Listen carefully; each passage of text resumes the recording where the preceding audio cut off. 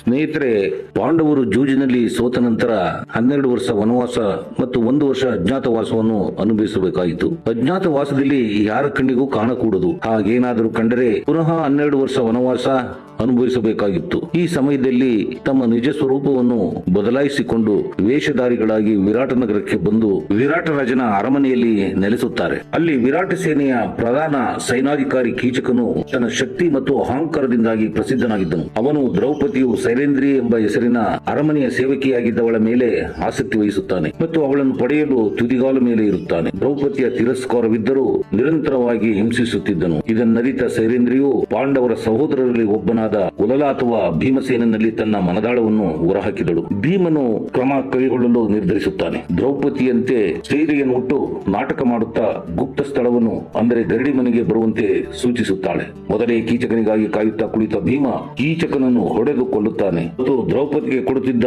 ಹಿಂಸೆಯು ಕೊನೆಗೊಳ್ಳುತ್ತದೆ.